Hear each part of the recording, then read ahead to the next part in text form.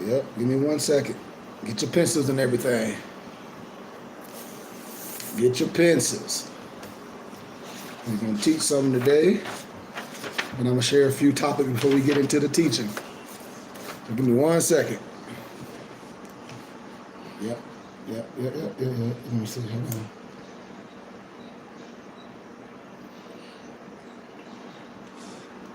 Peace. Hold on.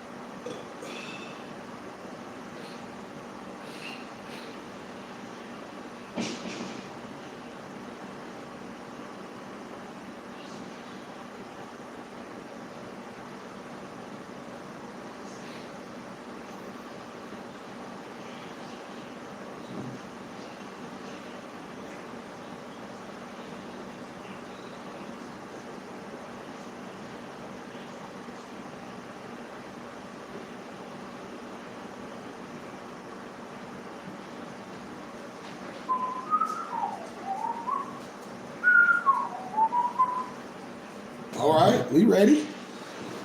Y'all got your pencils and your papers? Let me get my mic on. Realist is gonna be right to the point.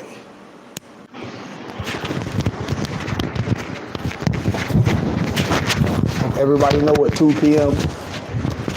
Arizona time zone consists of. If you got your smartphone, be smart with it. Islam Moors? Excuse me.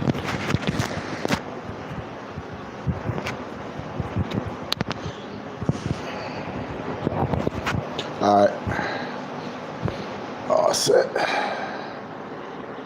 My mic clear?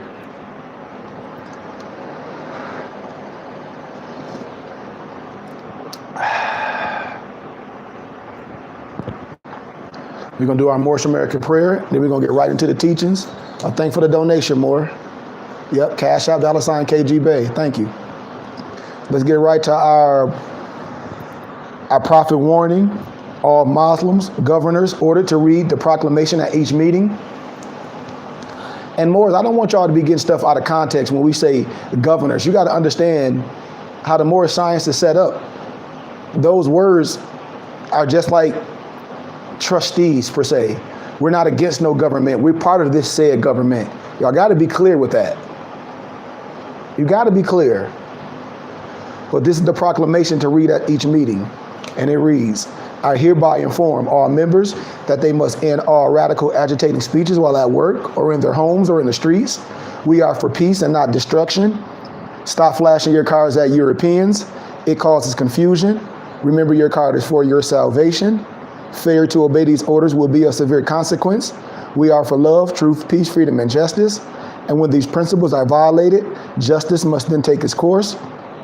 Any member or group of members who hold malicious feelings toward the temple or the prophet or violate the divine covenant of the Moorish movement will receive their reward from Allah for their unjust deeds. All true Moors will and must obey the law as laid down to them by their prophet. If they lose confidence in their prophet, they should turn in their car and button, cease wearing the turban and the fez, and return to the state where I, the prophet, found you. This is a holy and divine movement founded by the prophet Noble Drew Ali. And if the prophet is not right, the temple is not right. The prophet, therefore, is sending out the divine pleas to all Moorish Americans that they do their part in protecting the prophet and the temple. This is an everlasting movement founded by the prophet through the will of Allah to redeem his people from their sinful ways. By the order of Prophet Noble Drew Ali, our Moorish American prayer. Allah, the Father of the universe, the Father of love, truth, peace, freedom, and justice. Allah is my protector, my God, and my salvation, by night and by day, through his holy prophet, Noble Drew Ali. Amen. Assalamu alaikum. Shalom alaikum. Peace be with you. Whatever name you give him praise, so be it. So, before we get into these teachings, I want to ask y'all a question. Because all Moors like to post memes, and I said, I don't have time for sorry Moors and just posting memes. But if we're going to play that game, thank you for the donation. And most of the Moors have the same meme post on their page. If you could just strip the Moors from the fez and the turbans and the sandals, and yes, that's in a certain constitution, it was took out. And if that's valid, I ask my Moors, if that's valid, which it is, why you don't wear your fez and your turban today? What's your excuse? When you say that you're a Moorish American and wearing your fez and understanding the science is a part of you being Moorish. But you will post a meme sitting on your rusty dusty after you done went to work and work for someone and then don't work on the Moorish science and working with your family, and you will post a meme talk about if they can just strip the Moors from the fez and the turbans and the sandals and classify them as Negroes and all this, and they won't know who they are. If that's valid, why you don't wear your fez and your turban, but you posting stuff on the internet like you know something? Huh? And you won't even wear your fez and your turban. And then you don't even have one. And then you say you study Moorish science, and I say where and with who? And do you have a Moorish Quran? You don't even have one. And then the person you studying with is not illuminated, is not an elite, not educated. And then you get a lazy Moor who want to tell you education and degrees don't mean nothing. That's garbage. Then you're not going to know the real history of Moorish science. You're not going to know the Moorish history. You're not going to know the Kemetic science. If you're dealing with a Negro that's talk about he's just some Moorish scholar, and I say that's garbage. And y'all know that. Because the only way to get out the fire is to go through the fire. You were stripped of your nationality and your culture through the laws. Through the laws. So how the hell can you get some goofball with a fez on to tell you they don't study the law? And history is the law. And the only way to get out the fire is to go through the fire, and that's through the fire of law.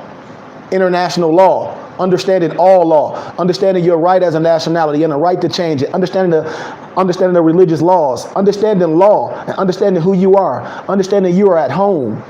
You are an American. You're not no damn Moroccan citizen or none of that dumb stupid stuff. You're not no damn national. If you're some national, where your passport and where you have dual citizenship to. You none. You're stupid butt right here from America. You talk about you some damn Moorish national. You don't have no dual citizenship nowhere. Stop playing yourself and listen to the people with these catchphrases. And they don't even have a passport. That is goofy. So my question, I throw right back to Moors that love to post memes and go on that dang fake page that just like to post memes all day. And if that's valid, which it was in the Constitution, if y'all say to strip the Moors and from the fez and the turbans and the sandals, if that's valid, why you don't wear your fez and your turban today? Somebody answer that before we get into the teachings. I want to hear what somebody got to say. Because we always like to point. But if you understand law, in 2010, Obama said you have a right of a nationality and a right to change it. And no one will be arbitrarily denied of a nationality. Do you know what arbitrary means? Just like when I tell a person, you can't arbitrarily explain the law and connotate things. Who you think you are? Man, I deal with linguistics. You arbitrary in explaining things. You don't even understand the definitions and the etymology of subjective and objective. You playing and you taking things out of context. Somebody answer that for me before we move on, because I want to know why Moore's playing. This is a simple answer and a simple solution. Because every Moor post that on their page, and I'd be laughing. And then I look on their page, none of them have fezzes. None of them know the history of the fez. None of them know the history of the fez. And I said, if that's valid, why you don't have a fez? If they wrote in the Constitution, just strip the Moors from the fez and the turbans. I'll wait. So why you don't wear your fez and your turban? Somebody talk to me. Because I can just stop and then that's a wrap for me, man. If we're going to be on here, nobody going to give no the only way to help us is we got to help ourselves. The only way to know and fix a problem is we got to admit that we have a problem. And the problem is a lack of knowing. We thinking we know something, but not educated. We miseducated, like Carter G. Woodson said. Because we want to act like we know.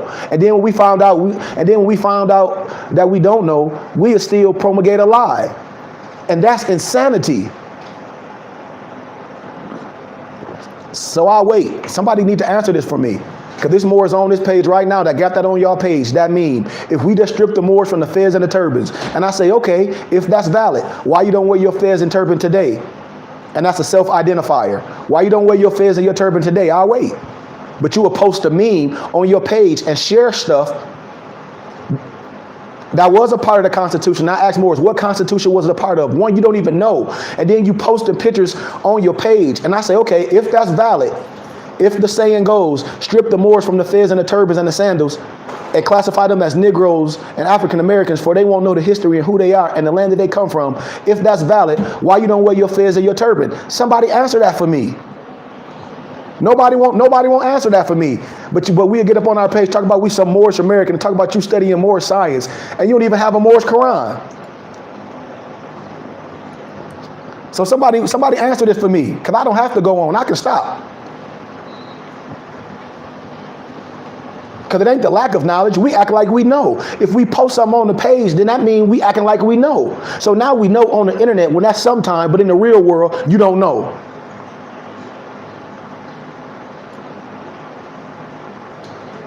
So that's my thing. That's what I think. What you say, Mom? If they declared their nationality as a Moor, it don't matter if they have the fez or turban on at all, because that don't make you a Moor. That's the truth. What I'm saying, but I'm talking. What I'm explaining to them is about self-identifying in the constant. So why won't you identify? Exactly. So what I'm explaining, Ma, is scared. That's what you just say, Ma? Are they scared? Point blank, and that's what I'm saying, because they scared. So that's the point that I'm making. What I'm saying, Ma, all these Moors, they like to post memes. It's a website that they post memes at. And so in the Constitution, I was telling them, once they don't know what Constitution it was and when it was rewritten and taken out. So it's a meme that a lot of Moors post on their page, and they say, if you can just strip the Moors from the fez and turbans, you can find it. And the sandals, blah, blah, blah. And they have Thomas Jefferson on there and saying it, and strip them from their nationality, and they won't know who they are, right? And so I asked Moors, if that's valid, which it is, and all these Moors posting that, why you don't wear your fez and your turban? You should be wearing your fez and turban like crazy. Then. That's what I'm saying. That's the point what I'm saying to these Moors, but that's what I'm saying we playing. And when I'm talking about self-identifying, if it's a way to self-identify when you were free man, and all these Moors look at the signs and symbols, when I show them Thomas Jefferson Quran, and when I show them books at all these Moors, and you think they some slave, and they wear their fez and their turbans to self-identify, and today, and I say the only way to get out the fire is go through the Constitution and laws, and you will see who you are, and your fez and your turban is your national hairdress. You can wear it at work. You can wear it in the court. And then I asked Moors, if you say you're a Moor and you know all about your fez, you should know all the laws and the science of your fez. If not, you don't know who you are. Stop playing, is what I'm telling Moors. Is what I'm trying to demonstrate. How can you just post meme, talk about, if you just strip the Moors from the fez and the turban, and you understand that, and then you say you are Moor in the fez, and you're not speaking, and you're not wearing the fez. What you say, speaking for myself, I have no court experience. I know I can't properly defend myself in court. Thank you, brother. And that's all but see, brother D. Bridges Bay, that's what I love. What you say, Mom? This is one thing that every Moor should have with them at all times. Just like people who are in Michigan who have their marijuana license. You have your stuff with you. They give you a card that reads all your rights as a person. Are you listening? Lawfully able to buy marijuana in the Now state. watch this, Ma. Moors should have the same thing with them at all Now watch times. this. These are my rights. Now watch this. When you under the right auspices of the Moorish Science Temple, and when you're dealing with a real sheik like myself, you have all that. Yeah. Those I call that elementary science. That's the elements. They should be copying those down and carrying that with them at all times. These are my rights based on this Constitution. When I say I shoot from the lip and not from the hip, what do you think I'm saying? Yep. When I say I always have my weapons with me, what I mean, the basic stuff I need to defend myself. What? The way what my feds represents, the basic laws of who I am, you have that with you all the time in your wallet. Write it down. You supposed to have this. This is what I'm telling Moors. You've told them that. I say this over and over and over and over, and that's what I be telling Moors. I'm like, you playing with yourself, and you playing. You're not a Moor because you're not a Moor 24 hours of the day. You don't even know the laws that protect you. You let somebody tell you that that's a hat, and it's not a hat. This is your national hairdress. I showed you, man. I have real degrees in the world, and I show you. I'm affiliated with a lot of thought processes. And I know a lot of judges and prosecuted attorneys. One of my professors was an attorney and a judge out here. When I was at work, she came to my work and I was like, man, I forgot to record it. She was like, you can wear your fez. She was like, brother babe, are you gonna lie? You just want me to repeat what you're saying for your people can see? I'm like, yes. I want you to hear from a person that works in the court system to let you know that absolutely, this is your fez and your term, that's your national hairdresser. You can wear it in the courts and that work. But this is the thing, you will be tested. Because if in a court of law, if you don't know the law, in a court of law, it's not no excuse. And if I was a judge or a referee and you come in there with your fez on and I look in your eyes and I know you a coward, I'm going to test you. I'm going to test you. You know what I'm going to say? Take your hat off. That's the first thing I'm gonna say. I'd have been in the courtroom and I laugh and I'm like, oh, he got him. And the Moors don't even know the law. And this one Moor was like, it's not a hat. Then he's like, what is it? The judge was like, well, what is it then? It's a fez. Okay, well, so take it off. It's a hat to me. Goofball took his fez off. I laugh. And you looking at me with my fez on in the courtroom. You looking at me with my fez on in the courtroom. You watch me come in. You watch me shake everybody's hand. You watch a lot of the referees, the judges, and the prosecuting attorneys give me a bow down because they know I know the law. Because I got my degree from the same place they got theirs from, and I study where they study at. That's why I'm telling you. That's why I defend the Constitution, point blank. That's why I tell Moors you must be a student. You're not finna piggyback off me. And when we start back teaching the classes and all the Moors got the books, I teach you the lessons. I keep telling y'all, there's certain things that you got to have with you at all times. If you don't know these laws, you playing. Just like y'all saw when I was jogging and the police pulled me over. What did I do? Did y'all see me barking or scared? What did I do? I defended who I am. I said, now, you've been recorded. Now I'm about to ask you some questions. You heard what she said. They try to play a linguistic game. They're not attorneys. I know words. Am I under arrest? No. Well, I'm detaining you. You can't detain me. I don't give a damn if you're doing an investigation. Do an investigation at home. But I wanted to demonstrate. You got to know how to defend yourself. If somebody accusing you of something, you have the rights to face your accuser. Y'all ain't even listening. So, we only 18 minutes in. So back to the question that I asked. All the Moors, they love posting memes. Just like Moors was posting a meme about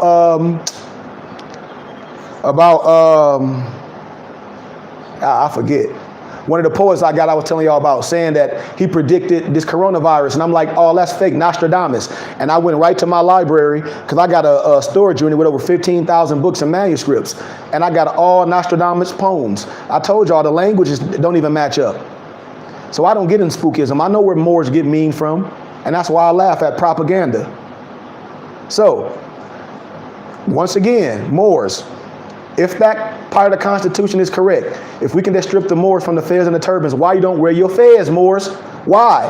Why you don't wear your fez? Why? And why are you on the internet with a fez on? And why you have your fez on and you ain't studying with a right Moor for you can understand the degrees and the science so you can be a righteous person with the fez on and a righteous Moor with the fez on? You are playing. And you know you playing, because when the real Moor come to you, and we all Moors by birthright, but study the science, and that's initiated, and that's illuminated, and when they come ask you about the science and the degree with your fez on, you don't know anything. You should be shamed. You should be shamed. Because a part of being Moorish is covenant, and being taught and educated by the right adept and by the right scholar. If not, you playing. We'll send our kids to get the pseudo academia, and your own brother got advanced degrees in the world and in more science and in the comedic degrees. Who else would you want to be led by? And we're going to build. And we building a real nation. We're not taking finances for me to live off of, but we taking finances to build our temple, to build our nation. I told y'all, once we get 100 of us on paper, that's members, giving $100 a month, that's 120 grand tax-free a year. You get a tax exempt receipt at the end of the year. We're going to show these Moors. We're going to show this whole movement. So don't let nobody get you caught up acting like Moorish science and Moorish history is not real. Now, we're not talking about these Moors of today doing all this squatting and these sovereign citizens and these black Negroes and all that garbage. We ain't talking about that. Because you got Moors, you got American Moors, you got Spanish Moors, you got European Moors, you got Moors all over. And the color of a person, you don't know what blood runs in their veins. So let's be clear of that. But our Moorish legacy is facts. We're not Negro, black, and colored, and that out of Africa stuff is garbage. So the first part I'm gonna demonstrate is about Esteban de Durantes. Do anybody know who that is? Watch, I'm gonna show you in history how they try to hide stuff. Esteban de Durantes. When I show you, man, it was Moors all through history. Shakespeare wrote about Othello the Moor. It was Moors all through history. We were Moors. They were African nationals before they were stripped of their nationality. But you got to understand why they were African nationals. Just like when they were seafarers, when they had dual citizenship here in Americas and home. Why? Because they were doing business. You got to understand what I'm saying. So do any of us know who Esteban de Durantes is? Do any of us know who this brother is? And I'm going to show you it was Moors all through history. Just like I already show you all this from scholarship. I don't care if you black, orange, purple, green. We can get the books, the peer-reviewed scholarly books, and we can debunk anybody that diss anything about Moors and the history of the Moors, point blank. Now, with all this fraudulent stuff that these Negroes doing today, that ain't Moorish science. That ain't Moorish science. Hell no. But what I'm teaching you and how we build and the laws protect us and our religious rights and our nationality and we do things legally and lawfully, can't nobody touch us. Can't nobody touch us. I guarantee you. Everybody else is going to get locked up. Why? Because they domestic terrorists. I guarantee you. And they some stupid ass sovereign citizen. They going to jail. I guarantee you. So anybody know who Esteban de Durantes is? I'm going to give you history. For your babies can research stuff and be like, Mom, why they didn't tell us about Moorish history, all these Moors in history that Brother Bay teaches? Because they teach your kids African American history. That's slavery Negro stuff. And shame on our own scholars that teach that garbage. And shame of our own scholars that teach that garbage. I told y'all, man, I don't have any fake degrees. I talk the same way when I got my dual degrees on college campus. And I proved that that's pseudo academia. And they tried to bury all of the Moors in a shallow grave. All through history, religion, everything. So do anybody else? It's more than just 3 people on here. I'm asking the question. I need a response. Do any Moors know who Esteban de Durantes is or Durantes is? Have any of us been familiar with that name? Huh? When more we talk about Christopher Columbus and explorers and all that, I'll be like, man, y'all got to be crazy. Do anybody know who this brother is? Y'all should know who the brother who discovered Chicago was a Moor. Y'all got to know this stuff. This is the history our babies need to know. Come on, there's other people on here too. I'm giving you a history for your kids to know, so they don't got to write about no damn slavery crap. We had a history way before slavery. Esteban de Durantes was an important explorer connected to the Coronado expedition. He and Fray Marcos de Ninzas led the Renaissance expedition to Cibola in 1539. Esteban was an enslaved African.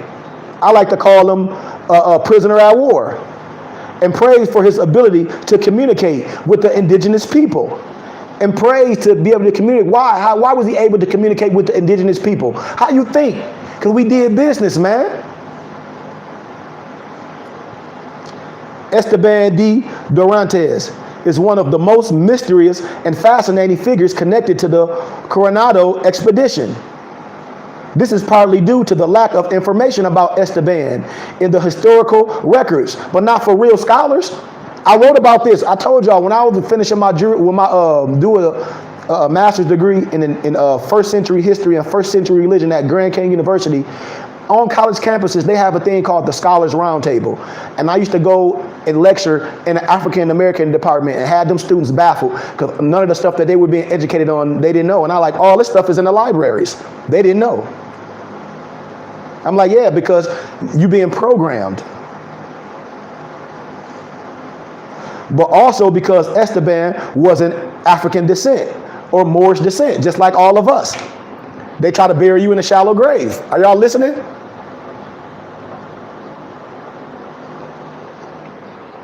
African descent. We all have African descent. But when we say Morocco, we connecting ourselves to the Moors. I hope y'all follow me. African descent.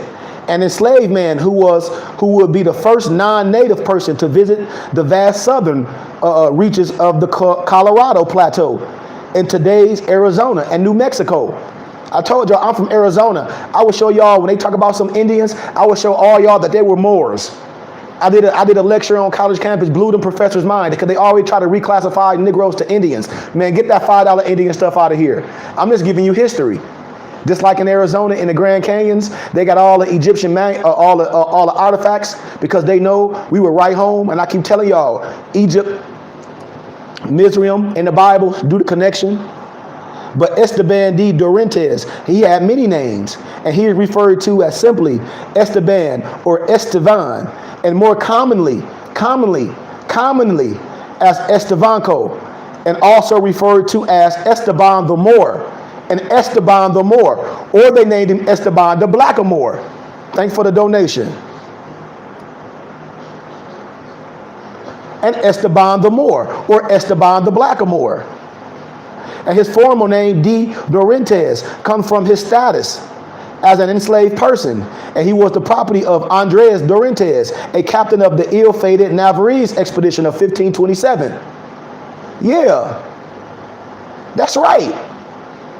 They whitewash everything, Moors. I told you, I got a book by Vladimir Ivanhoff called Russian Icona. The book was like, when I first got it, it was like $1,700. I think it's like $700 now. And they showing how the European going in all the tombs, whitewashing the history books. And then you can read in the book of Maccabees how the heathen, which is the Gentile, tried to whitewash themselves in the history books. And then you can read in the Apocrypha. I keep showing Negroes and those so-called Hebrew Israelites. I'm like, that's the Europeans saying that when they was under the Gentile rulership, they were good. Not us. This entrada of 300 men shipwrecked off the coast of Texas. Only Esteban and 3 others, including Alvar Nunez Cabez de Vaca, who would write an acclaimed account of the ordeal, survived, and for the next 8 years, they wandered the southwest U.S. and northwest Mexico. That's why I call it Mexico, Moors. And during this time, Esteban would learn the language and cultures of the indigenous people. Of what region? Of the Americas. What do y'all think he's talking about? When you get the 1828 Webster Dictionary, what do it say American is? What does the 1828 Webster Dictionary state of? And what an American is? And then we can have a conversation. The skills that will serve him well.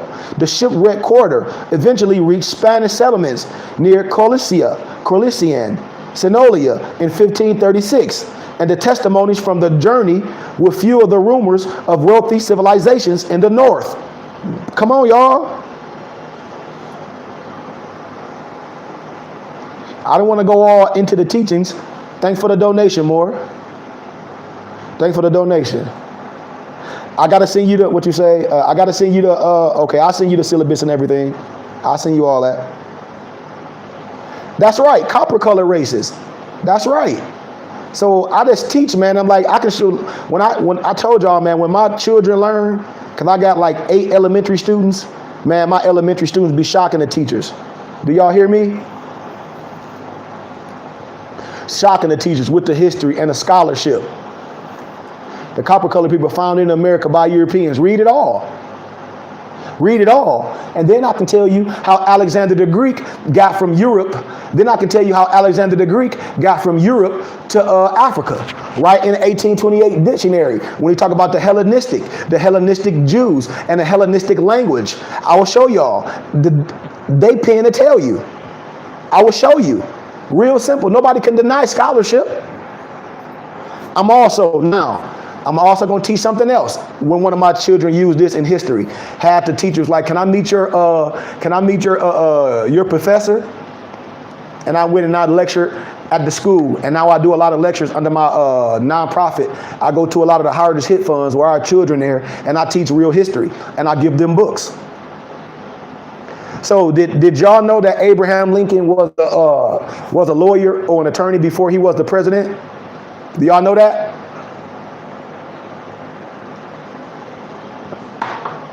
Yes or no? Did y'all know that? And then we're going to get into teaching. I'm going to explain this a little bit. Then we're going to get into teaching. It's books and everything. Okay. So if y'all know this, and see, this the problem I have. So if all y'all know this, right? So if y'all, so see, you see this? This sad to me. This is sad.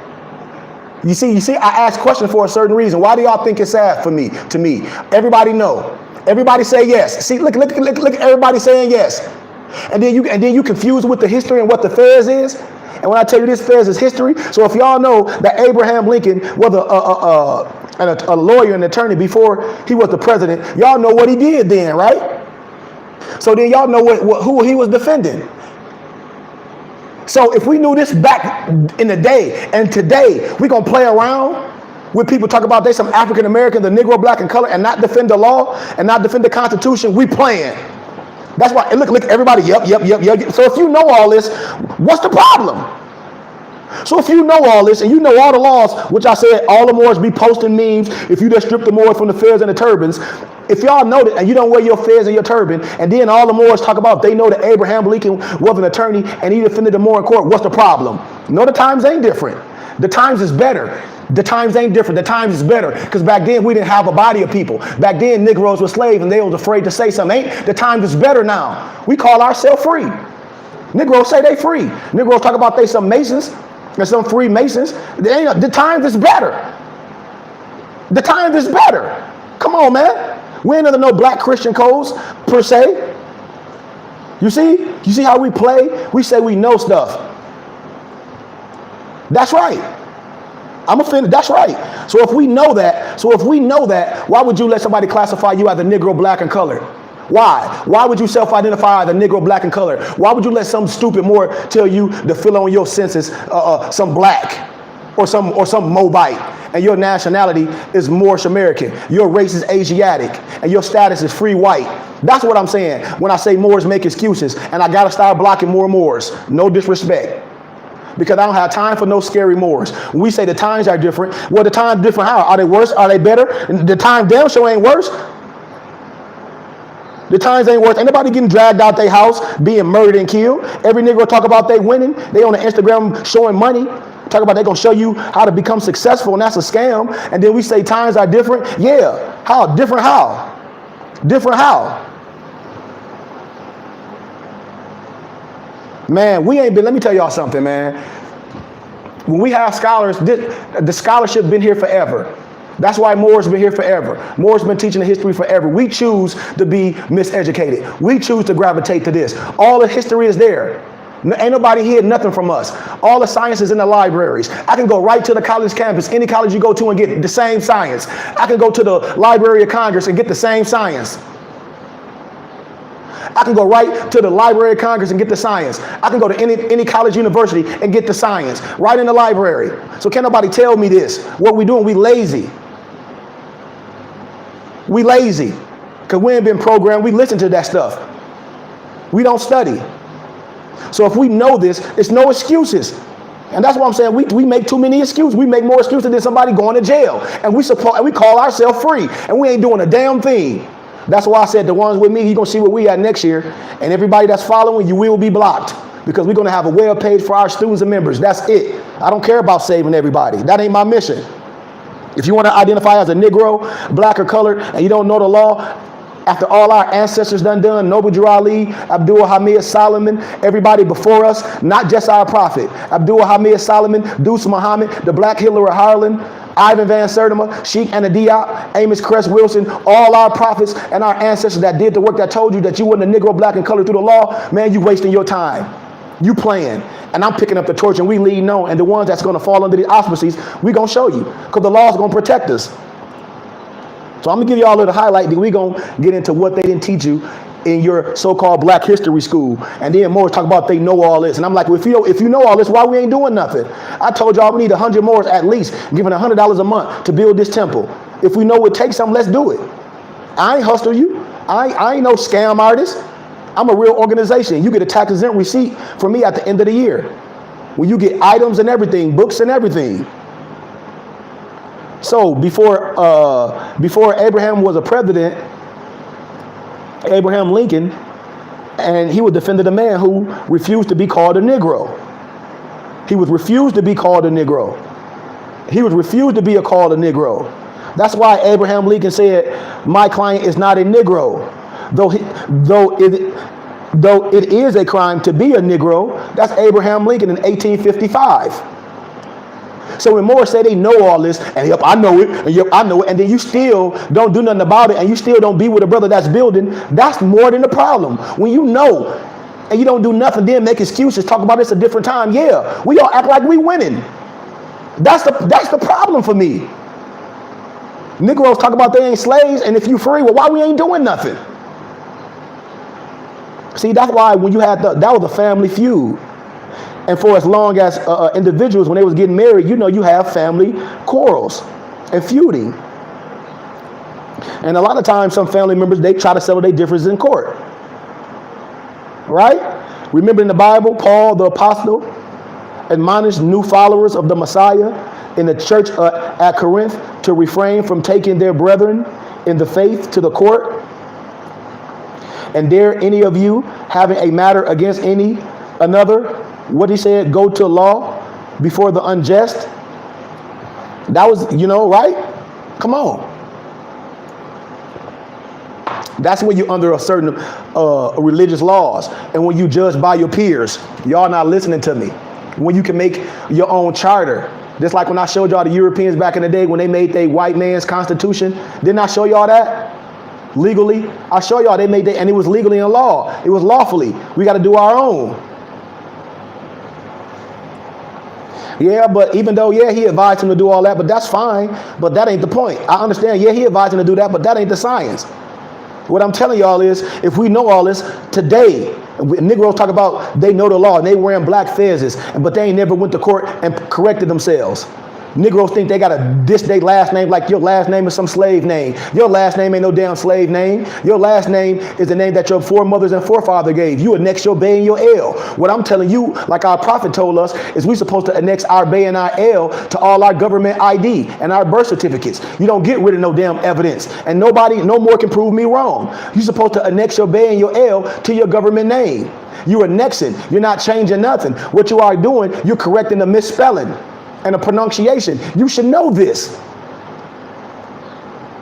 But in 1855, Joseph Spencer was feuding with his sister's husband, William Dungy. Right? And the case turned when his brother-in-law accused him of being a Negro. And you want to call yourself a Negro today?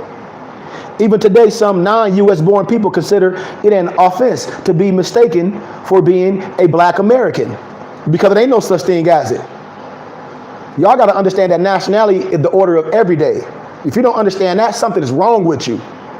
And despite the fact that many immigrants also trace their ancestry back to African continent before this travesty of the so-called transatlantic slave trade. And then these Negroes, no disrespect, they talk about Christianity, but then they gravitate to some Al-Islam. And I say, man, you don't understand about the Arab slave trade? You tripping. A lot of people is opposed of being stripped of their ethno-nationality, their identity upon arrival in the United States. That's why when they come here, they do what? They amnesty oath. And they have dual citizenship. Y'all ain't listening to me. For them to be recognized as an American black, person is in reference to the loss of ethnic identity, because there ain't no such thing as no American black, no African American. All those are misnomers: Latino, Mexican, Hispanic, misnomers. First people, Aboriginal, that's not specific, that's general. That's not an identifier. There's no nationality to that.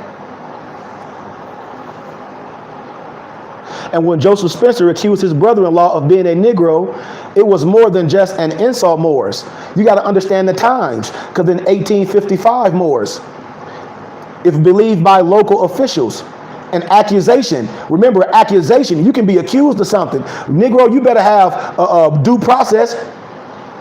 Proclaim, declare, and have due process, because the accusation of being called a Negro, Moors, would have resulted in the loss of your marriage, your property, and your rights to continue to live in the state of Illinois. Did y'all know that?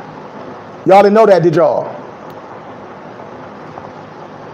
A lot of black Christian slaves just been monetarized or modern, and y'all don't even know it, because you think this is a game.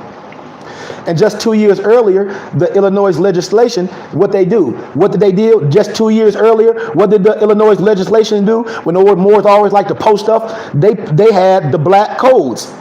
Research what the black codes was, following a directive of the 1848 state constitution to pass such laws as will effectively prohibit free persons of color from immigrating to and selling in the states. And then you got these Negroes talk about they some Freemasons. Ain't nothing free about no black man. Just like ain't nothing free about no disrespect, or ancient about no European, no disrespect. This scholarship. The legislators not only prohibited free persons of color from immigrating to the state, but continued to build on the precedent established by other states by declaring that 1/4 Negro blood defines a mulatto or makes a black man. And you talk about you some black Mason. You a damn fool. Just like you can ask anybody in history, before the Civil War, what were Negro, blacks, and colored called? You were a Moor. If you don't understand that, you a fool. You a fool, not me. Because all Europeans know this, all European Masons know this. That's why they wear the fez and clandestine. And that's why they buried your black bleepity bleep in a shallow grave. And they wear your science. Because any little tittle of Negro blood in you made you a Negro. Now you know exactly what a black person is. He may be the offspring of an African or be the child of a person purely of European extraction with another European whose father or mother was an African. That was the black codes. That was the black codes. And y'all play around. And Moors be playing around. It ain't even no such thing as white and black. It ain't nothing but a class thing. I keep telling y'all our nationality is what? Moorish American. Our race is Asiatic. Our status is free white. Look what black. You not black, they black. You don't even understand etymology.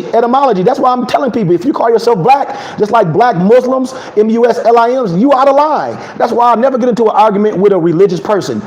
Why would you get into an argument with a person that believes something and not basing their belief on science, something that can be proven? You wasting your breath. You're wasting your breath and your time. William Dungy had no choice but to respond to what he considered to be a slanderous act. Now, let me tell you about responding to things with Moors. If somebody accuses you of something and you don't respond, which is your right, that means you're guilty. Point blank. And that goes all across the board. If somebody saying that you own everything, but y'all don't listen, we just play around. It means more than that. If you got to get older books. When we doing research, we got to get more than just the Europeans' dictionary of things. We got to get, how can I call it, multiple reference to reference the reference to make sure we're in the right context. So you get the oldest, and the oldest defines what we're talking about. So when you get black, it's going to give you some more understandings as well.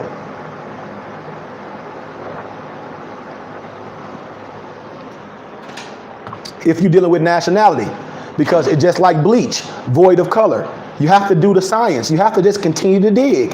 You must be willing to do the work. But his brother-in-law had dubbed him Black Bill, and it was causing him harm. And in October 1854, Dungy retained 46-year-old attorney Abraham Lincoln. Abraham Lincoln was 46 years old then, to respond to his brother-in-law's charges and accusations. And in April 1885, Lincoln filed suit against Spencer.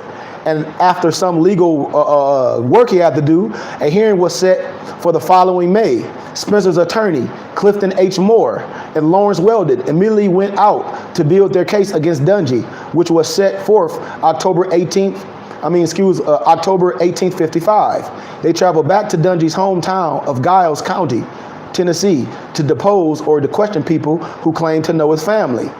So I speed up. Lincoln was prepared with a defense that memorized his superior legal mind, elevated the complexity of social construct of race, and emphasized the criminalization of being a Negro or a black person in the United States. That's why I told y'all you can't be dumb in law. You let these goofball Moors put on the feds and get y'all caught up in legal genre, and they going to jail. You're not nothing by yourself. You're not no sovereign, no citizen. So despite his client sitting in court with the face of a so-called black man with a light complexion, when I tell you the color of your hue has nothing to do with it, Lincoln's argument was simple. Dungy was not a Negro. He was not black because his ancestral origins were of Portuguese descent, not the ambiguous, non-specific ancestry of being Negro or black. Are y'all listening to me?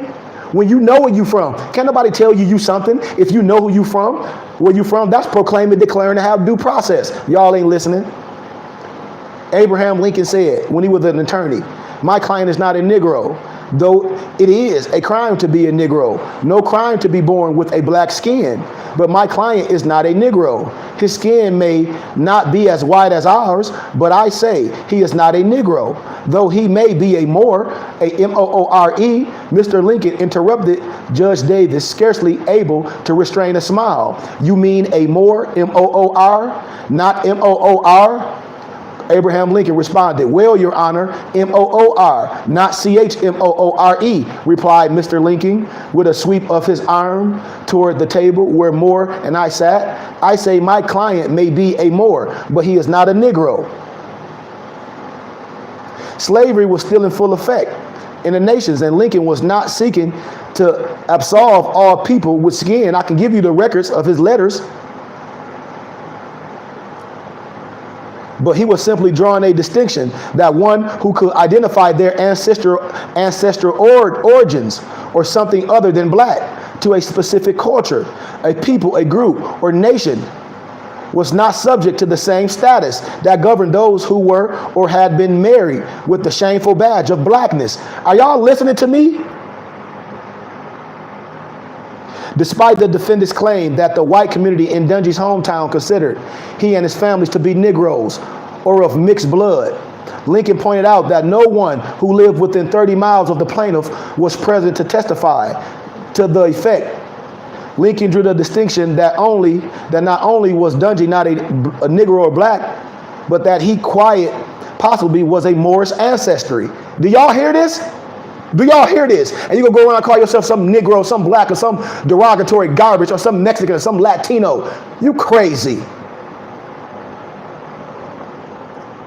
But that he might possibly be of Moorish ancestry by way of his Portuguese descent that would account for his skin tone. Why? Where he from? The region. That's like in the Bible. I am dark and comely like the curtains of Kedar. But separate him from the domesticated amalgamation that defined those who were still in or who had emerged from the bonds of American captivity. Are y'all listening to me? And you're gonna self-identify as a slave and a Negro, and your own brother and sisters know what those words mean? Scholarship on the ethnic origin of the Moors is quite broad, man. I don't have any fake degrees. And most agree that the Moorish people are themselves an amalgamation of 7th century of North African. They try to say Arabs, but we know who the true Arabs is. My book by Bertram Thomas called The Arabs. When they republished the books, they tried to take page 293 out, where it talks about the genetic makeup of the Arabs, you and me. And then I got another book by another European, Asar, and he tell you that the damn Indians is one of the tribe of Israel. Point blank, same people. I'm telling you. And they try to say the African Arab, Sub-Saharan, and West African descent who migrated to Spain and then Portugal over the next 7 centuries. You got to understand that the Berber Moors or the Black Moors ruled Spain for 700 years, Moors. And by the 15th century, the so-called African slave trade, it was in full swing. And then when you talk about the Spanish Inquisition, the Portuguese colonies were thriving in South America. And by the 16th century, they were arriving in North America. This was also the peak of the Ottoman Empire. When I talk about the war of Ferdinand and Isabella, we gonna dig. Which found reluctant allies in the so-called slave trade with the European states. And the result of this difficult alliance resulted in the early arrival of the Turks in the New World. But you got to understand, we are the Turks. I showed y'all, I can get y'all a book from the Library of Congress and show you that the Aboriginals are the Moors and the Turks, not no pale skin after you've been mating with other people. These is facts, what I'm telling you. And by the late 17th century, the first English colony of Virginia was faced with the daunting task of trying to reconcile and take census of many people groups that it found in the region as it set in sight toward legislated enslavement of people with visible volumes of melanin. I keep telling you, the real cause of the Civil War, they didn't know who was Negro. A little bit of blame, a little bit of black blood in your veins made you a Negro or a mulatto. In November 1682, legislation was passed that forced all Negroes, Moors, mulattoes, or Indians into a new racial classification of Negro, all servants except Turks and Moors. Y'all ain't listening. Again, the scholarship is quite broad on the reasoning of this distinction, but some point to unspoken agreements with North African rulers during the Ottoman Empire that in later years would be coded or codified in a series of treaties known as what? The Barbary Treaties. Research this science, man. This is scholarship. The treaties dated from the late 18th century through near the mid-19th century set forth a number of agreements that provided certain civil and religious protection to those who arrived in the early America from Northern Africa. What I'm talking about, the Sundry Moore Act of 1790. Lincoln was no doubt familiar with this distinction and sought to rely on this legislative precedent to make the case for his client. I say my client may be a Moor, but he is not a Negro. Lincoln won the case with the prejudice. I'm telling y'all. I'm telling you. So I want y'all to be clear on that. So I'm gonna give y'all a little bit of science of what they didn't teach you in Black History School. When I say, man, when I got my dual master's degree from Grand Canyon University, on a lot of college campuses, they have the thing called the Scholars Roundtable. And my professor used to ask me to speak to the African American students because they can speak on a certain thing. And so I was proving a lot of stuff was false. And a lot of brothers were just there to get a grade. I'm not there to get a grade. I have so many pictures in the museums, just like my Moorish heads. When I be wearing all those Moorish heads, Moors, on the way y'all think I be getting those from, like that, those ain't no slaves. The Europeans, that's why the Europeans, how you think they was able to keep power? I already gave you the history about Esteban. You got to go back and watch it. I gave you the history about Esteban. I already did that. We passed that now. Moors were not modern Arabs. Moors were not modern Arabs. We say modern Arab because being Arab does not mean that one was not a Moor. I hope y'all following these teachings. The confusion comes in because Arab is a language, just like Jew. If you believe in Judaism, you speak Yiddish or whatever that is, you cool. Arab is a language group as well as a national identity in modern times. Arab is the generic sense, is anyone who speaks the language of Arabic. Moors are what would be considered to be so-called African. However, the definition has changed over time, which also lends to misnomers. North African, Berber, now the late 14th century. Old French, M-O-R-E. From medieval Latin, M-O-R-U-S. From Latin, M-A-U-R-U-S. Inhabitant of Mauritania. Northwest Africa, a region now corresponding to northern Algeria and Morocco. From Greek, Mauros, perhaps a native name, or else cognate with Moros, Mauros, black. It was also spelled Mohr, but this adjective only appears in late Greek and may as well be from the people's name as their reverse. And being a dark people in the relation of Europeans, their name in the Middle Ages was a synonym for Negro. That was in the later 16th and 17th century, and it was used interchangeably or indiscriminately of Muslims, Persians, Arabs, etc., but especially those in India. When I show y'all pictures of Moors who are not modern Arabs, when I'm going to show you the book Bertrand Thomas, when the Europeans stayed with them for 14 years in the deserts, don't get mad at me. I'm telling you, it's scholarship. They got all our stuff in museums. They know who you were. Every European, every scholar know who you were. Every scholar. That was a Moorish dancer in circa 1480. That was the Carnival of Ringling. The Carnival of Ringling, y'all know the Carnival of Ringling, the circus. I'm telling you, man, just like when you go to the Netherlands and they talk about Black Pete or Swarty Piet and the Europeans dress up in blackface, praising you. The Moor of Ringling, the carnival in the Ringling on the Downby. I'm telling you, look, this is stuff that they do. They dress in the Netherlands. Look at them. They dress up in blackface. They pray. I'm trying to tell you. We cleaned them up. And then they buried you in a shallow grave. But the carnival tradition in Ringling goes back centuries, and the earliest mention of a carnival in Ringingen already comes from the end of the Middle Ages. And Ringingen is the city of the Mohr, the Moor launderers, as Ringingen, once performed in a circus, was among other things so-called a black man, a Moor, with the troops. Y'all know that, right? Come on.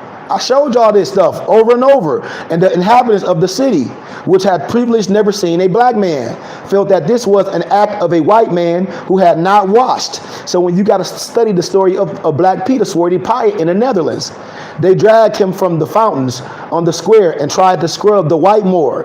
It was no use. He was black. And since then, the hot ringling, the Mohr scrubber, and as a symbol for the figure Moor was created. Here go to another symbol when they whitewash history. I'm going to show y'all all signs and symbols. I'm trying to get students, man. Once we get 100 members, man, we're going to change this whole teaching. Our baby's going to be knowing all history, not just no slavery.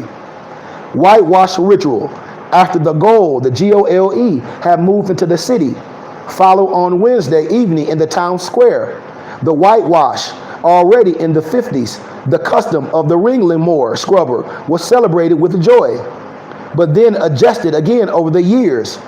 At the newly established group of travelers, the Mohr, and his washing burn, the whitewash, was then brought back from a deep sleep in the 750th anniversary of the city in 2005.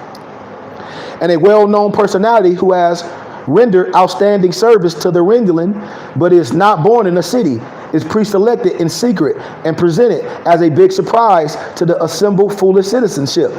That evening, first time in a humorous manner, circumscribed, before it is then brought to the stage and washed in a wash tub for real.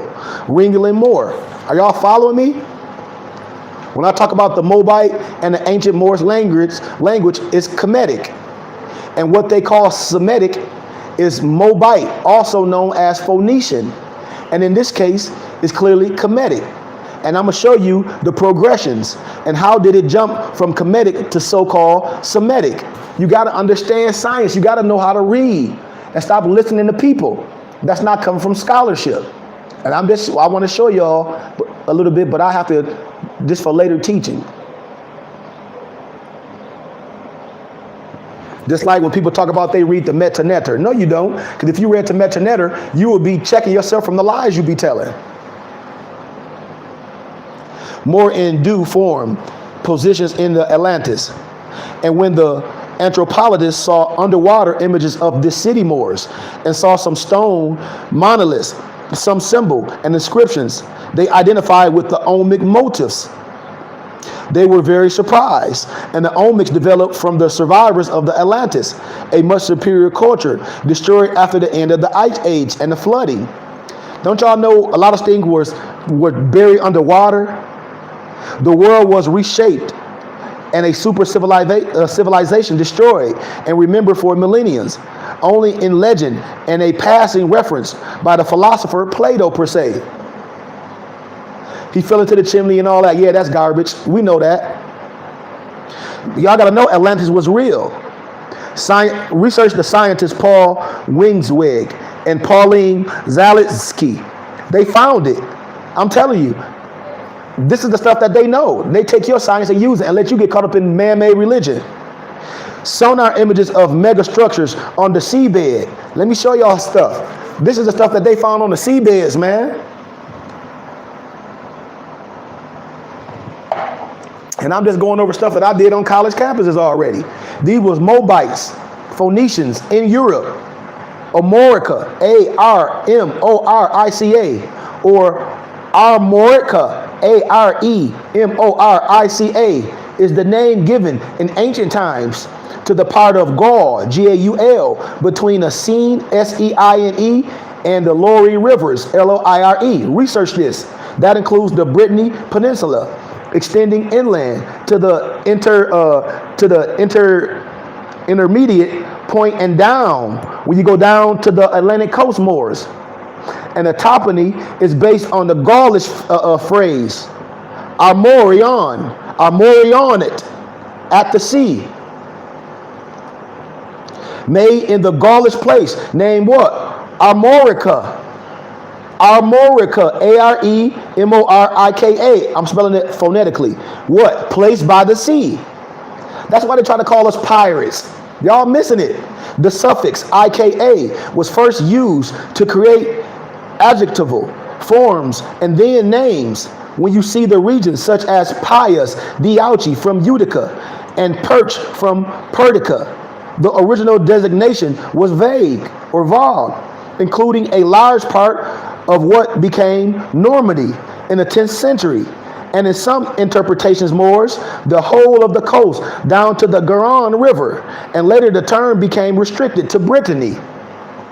In Britain, I told y'all, David Mack Ritchie, when he talk about the ancient and modern Britons, but in Britain, which belongs to the Brittonic branch of the insular Celtic languages, along with the Welsh and the Cornish, on the sea is Warvor or Welsh, i.e. Moor, though the older form Arvor, Arvor, is used to, or Arvor is used to refer to the coastal regions of Brittany, in contrast to Argaud, Aronat. Man, y'all missing what I'm saying, man. It's too deep.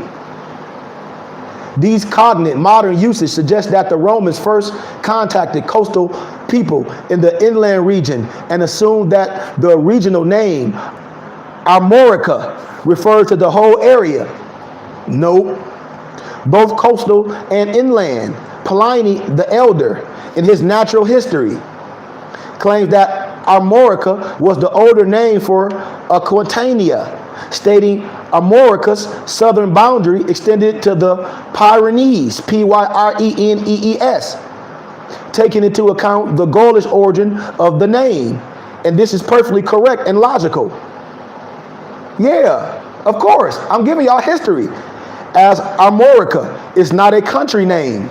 Armorica is not a country name, but a word that describes a type of geographical region, a region that is by the sea. And the Iberians were a set of people that Greek and Roman sources, among others, Hectactius of Miletus, Avienus, Herodotus, and Strabo, identified with that name in the eastern and southern coast of the Iberian Peninsula, at least from the 6th century BC, Moors. The term Iberian, also used by the ancient authors, had two meanings. One, more general, referred to the whole of the population of the Iberian Peninsula, Moors, and the other, more restricted, with an ethical sense, to the people living in the eastern and southern coast of the Iberian Peninsula, where by the 6th century BC, they had absorbed cultural influences from Phoenicians and Greeks. And also Moors, the principalities of this science, man, you got to understand. The Brittany, whenever the Britons had dealings outside their borders, only one king of the Britons is mentioned. So I want y'all to know this history, man. You also got the Egyptian deity, Thoth, is the Phoenician Moabite, Tahut, brought to Amorica. The Egyptian deity, Hot, or Thoth, Thot, Thoth, is the Phoenician, the Moabite, Tuet, or Tut, brought to Amorica. Y'all know this science, right? And after the flood, Moors of Noah, Misnor or Mizrim, the son of Ham. That's right. It's in the 18. I'll show y'all in the 1828 Webster Dictionary what Eber and Hebrew really mean. I'll show y'all this. They tend to tell you Eber and what Hebrew really mean. And according to the line of Seth, as corrected, the son of Mizraim, he is therefore the grandson of Ham, the son of Noah. I'm telling y'all. You can find a dissertation on the Celtic deity by W.L. Bowles. Even when you talk about Jesus, which is Yahshua, let me show you how our blood runs deep. I showed y'all. I can prove that the Asiatic man is the father of civilization, proved by the Bible. It takes the blood of Yahshua or Jesus to be saved, right? The so-called blacks were born saved. Why? Why I say that? Because Jesus, which was Yahshua, was of Moabite and Canaanite blood. So it's in our DNA. So did you know that? Canaan was one of Ham's sons. Ham is, in the Bible, is supposed to be the father of the so-called blacks. Not to mention that Ruth was a Moabitess. What is the line in genealogy from which Jesus, which is Yahshua, came? The answer would be Abraham, Boaz by Ruth, Jesse, King David, Solomon, Hezekiah, Joseph, which is the spiritual father by Mary. So what white Jesus you talking about? Negroes can't get reparations. I'm telling you. Until we restore ourselves. So when I talk about the Demi Moorhead, do y'all know who John Hawkins was? Do y'all know who John Hawkins was, Moors? When I talk about the war of Ferdinand and Isabella, when y'all talking about if we could just strip the Moors of the fez and the turbans, well then y'all got to know where this history come from. Do you Moors know who John Hawkins was?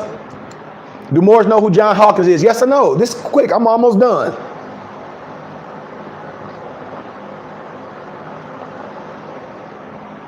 That's a yes or no question. Do Moors know who John Hawkins is? Yes or no? Yes or no, Moors? Come on. Come on. Do Moors know who John Hawkins is? You should. That's why I said if you a Moor, you should want to be these teachers. What I'm giving y'all is elementary. This is what my babies know. This is what my babies know, man. I got elementary students that wear fez and turbans every day to school and they can defend themselves in law and court. Y'all don't know who Sir John Hawkins was? So y'all don't know the Demi here. Y'all don't know what a Demi Moorhead was and what he used it for? Do any Moors know? See? You see what I'm saying? And this is the thing when we talk about history. And this is why we can't stand strong on history. Because we dealing with some damn slavery history.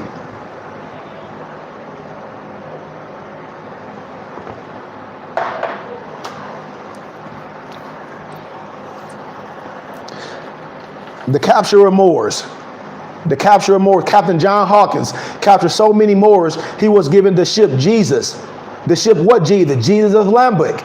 Jesus of Lambic. Write this stuff down. Man, I told y'all the war of Ferdinand and Isabella, I'm going to teach you way more. This is elementary stuff.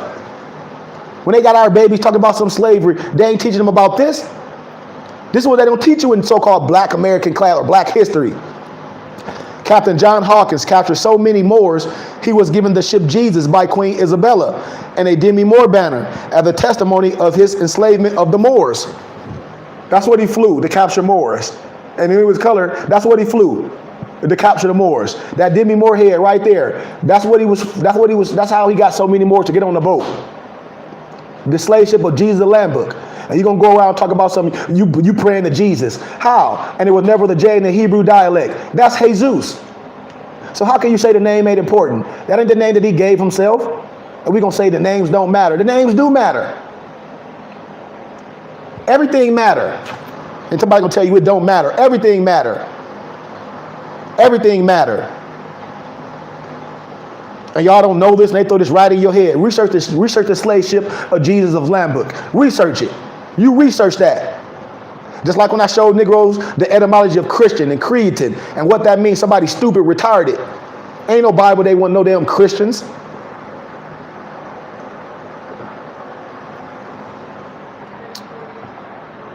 And then y'all got to remember though, it was the film version of the classic Robin Hood story. Remember with Kevin Costner and it starred Morgan Freeman, who plays a philosophical Moor. Robin Hood's Moorish companion.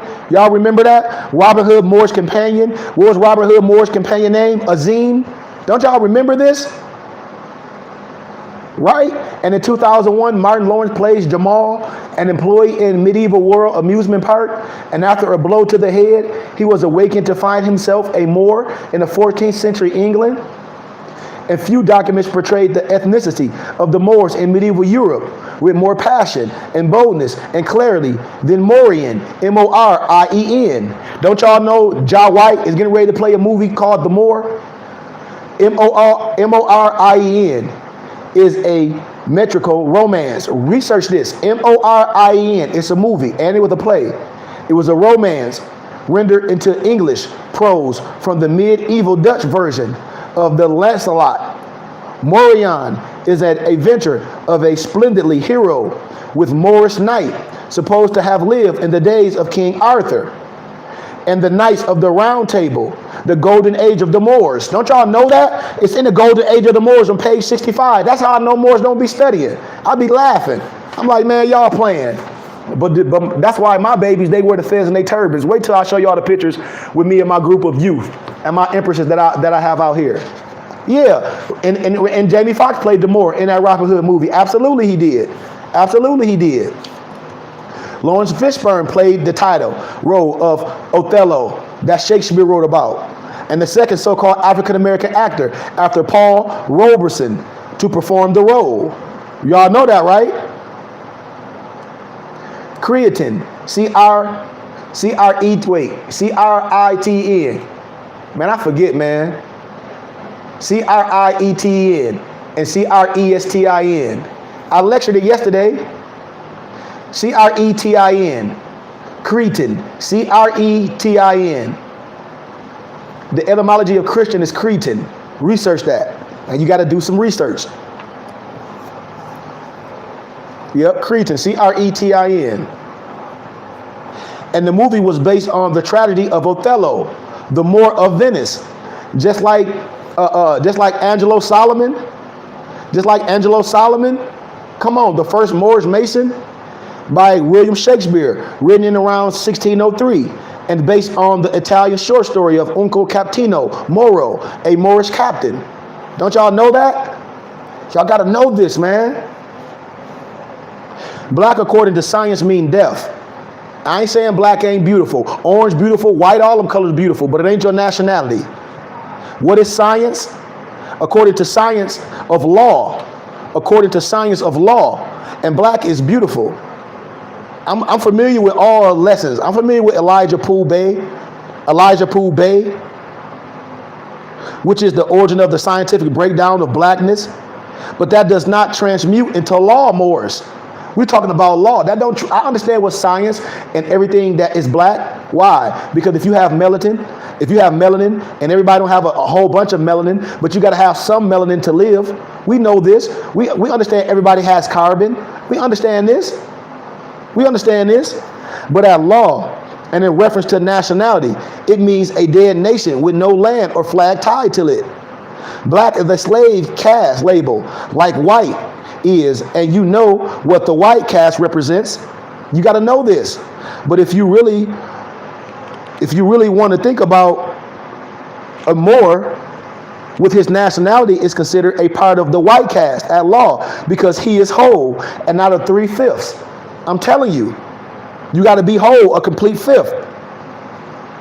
The word black as a verb has its origin in black, B-L-A-K, an adjective, Old English, B-L-A-E-C, dark, from Proto-Germanic, B-L-A-K-A-Z, black ass, burn, cognate, old nurse, blark, B-L-A-K-K-R, dark, old High German, B-L-A-H, black, black, Swedish, black, or like an ink, Dutch, blacken, to burn, from pie, to burn, gleam, shine, flash, cognates, Greek, Plegian, to burn, scorch, Latin, flagrare, to blaze, slow burn, from root, B-H-E-L, to shine, flash, burn. Then it tell you to see bleach. And then it tells you to look at bleach, which is a verb. That's why I say you got to know linguistics. Because if you read something, you don't know what you're reading, you lost. So let's deal with bleach, which is a verb. Old English. Remember how I spell black? Y'all ain't listening. B-L-A-E-C-A-N. Bleach, whiten, from Proto-Germanic. Blackgen, B-L-A-I-K-J-A-N. To make white. To make white. Cognates, Old Saxons, B-L-E-K, bleak, Old Nurse, bleaker, Dutch, bleak, Old High German, bleak, German, bleaks, pale, Old Nurse, bleakja, Dutch, bleaken, German, bleaken, to bleach. Are y'all follow what I'm saying? Would you say a creed mean a stupid person? It was medically. That's right. That's right. So when I be telling Moors, when you got these goof Moors talking about some fill out black, fill out white, you stupid. That mean the same thing. That ain't your nationality. You lost. That's how I know Moors don't deal with linguistics. You playing yourself. Black referring to people did not exist before the 1600s. And prior to that, blacks were known as Moors, black Moors, then black. Black was a noun, Old English, B-L-A-E-C, the color black, also ink, from noun use of black, adjective, from late 14th century, as dark spot in the pupil of the eye. The meaning, black person, Africa, is from 1620s. Are y'all following me? Perhaps late 13th century, and blackamoors from the 1540s. That's why, yeah, Margot, that was part of the lesson. That's right. That's right.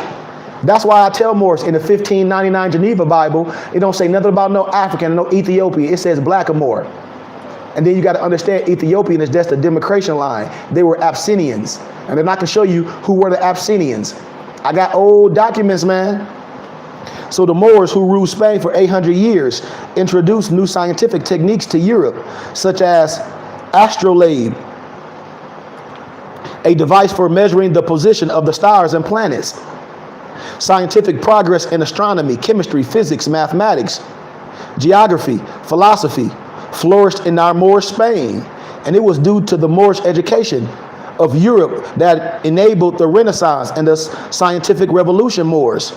And in contrast, Moors, medieval Europe was steeped in squalor and bleakness of scientifics and cultural ignorance. Y'all got to know this. The castle of the medieval Europe was often dank and cold with the floor covering an animal and human droppings. It is only after coming of the Moors and other Moors to the Western Europe that the Christians began to reassemble an industrial civilization in the true sense of the world. Reading the Golden Age of the Moors, page 214. When I tell y'all Morisco means Moorish. Morisco means Moorish. The wars went on, and one by one, the Moorish strongholds fell until only Granada remained in their hands. Malaga was taken. This was in 1487, after a long siege by the forces of Ferdinand and Isabella. And in 1492, Granada was recovered, and many of the Moors remained in Spain. Those who remained faithful to Islam were called Mudejares, M-U-D-E-J-A-R-E-S, while those who accepted Christianity were called Moriscos. Moriscos, Moors converted to Christianity after the Christian reconquest. That was in the 11th and the 15th century of Spain. And the Moors who had became subjects of Christian kings as the reconquest progressed to the 15th century were called Mudejares. They remained Muslims, and their religion and customs were generally respected. After the fall of Granada in 1492, Cardinal James converted many Moors by peaceful means. However, the rigorous treatment of those who refused conversion or apostatized from the new faith led to an uprising. That was in 15 to 1502 in Granada. Moriscos, who were forced to convert to Christianity rather than be killed, from the Spain and the Portugal in the early 1500s. And over time, the term was used in a different sense, and it was applied to those nominal Catholics who were suspected of secretly practicing Islam. And the Moriscos were eventually expelled from Spain between 1609, Valencia, and 1614, Castile. I'm telling y'all, man, Thanksgiving celebrates the fall of subjugation of the Moors. I hope y'all know that. On November 25th, 1491, after a long bloody fight against the Moors, the Asiatic Muslims, who occupied Spain over 700 years, King Ferdinand and Queen Isabella of Spain fell upon their knees and gave thanks to Santiago for their victory over the Moors. And on the same day, the Pope of Rome proclaimed that the day to be forever a day of thanksgiving for all European Christians. Why? Because the so-called blacks of Granada, called Moors, who were originally from Africa, Spain, and Arabia, surrendered the city of Granada, the last stronghold of the Moors in Spain, and the walls of the Moorish Empire came tumbling down. And these Syrian Moors were driven into Morocco and further down into the West Africa, and were later betrayed, captured, and sold into America as slaves, hunting down the stern, deep olive Karaite Moor from Baghdad. Turkey, enslaving of him was an act highly regarded by the Christian European forces who despised these Moors, mockingly called Turkeys. That's why they think they call it Turks, because they call us turkeys. Ibrahim Khalila, thanksgiving for whom? That's why the Moor's head was a symbol of triumph and later a status in Spain. While in much of European, the hurley denotes proud lineage. However, this is not always the case. Y'all got to understand that, because the full definition of a Moor's head was a representation of a human head with feathers, characteristics or formerly supposed to be of a characteristic of a Moor. Now, a heraldic representation, a heraldic, Heraldic representation of a head, usually with the feathers and colors of a black person depicted in profile, with a band above the forehead, unless a different position or a different headdress is specified. When we talk about the Corsico flag,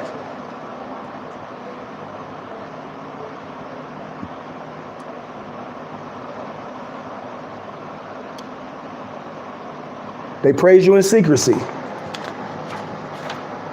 Motto, Kalanabu. Motto translated, Conland forever. Name, variations, more, and more.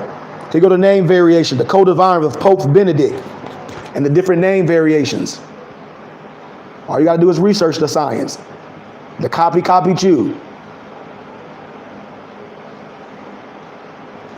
It's just what it is. And once we learn this, we move on. All we doing is defending the Constitution. That's why I said Moors going to miss us next year, because we're going to be off here. We're going to have our school and our temple. Moors ruled for 800 years. The Moors who ruled Spain for 800 years introduced new scientific techniques to Europe, such as devices for measuring positions of the stars and planets. Scientific progress in astrology, astronomy, chemistry, mathematics, geography flourished in Spain during the Moorish rule. The Moorish dance of Europe and the Morisca dance of the Americas is of the Moorish origin. Y'all know that, right? In mid-15th century, Moorish dance. The Moorish dance, from Flemish Morisque dans, from Old French Moriso, Moorish. Yep. Arab black. Remember, some stayed. You got to remember. Now you got to remember. I told you, some were forced to be Moriscos and Marjories by force or willing. So you got to understand it too. Everybody wasn't forced to do things. If we understand about all these religions, because they all are ours. We're talking about someone that took our science and tried to give it back to you as a man-made religion. So you got to stay in the context.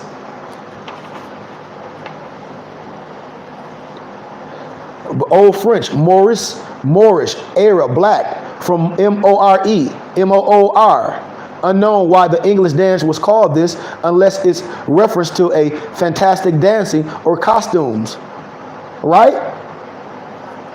Or a dance, literally a Moorish dance. Where is Maurice? Referring to Saint Maurice de Moor. The Europeans say they dance the Moorish dance, originally the Moorish dance,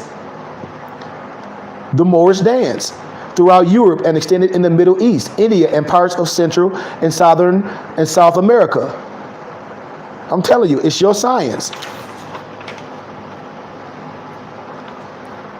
I'm going to show y'all a small statue of a Moorish contender made by Erasmus Grasser. This was in 1480 for Old Town Hall in Munich, one of a set of 16, of which only 10 remain. And this dancer is clearly Moorish, but all the other 9 surviving carvings have Caucasian features, all wearing bells on their legs. Now, I'm going to show y'all this picture.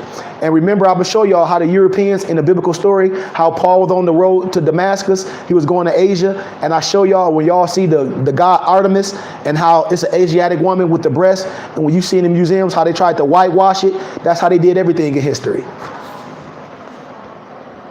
I'm telling you, they know who you are in history.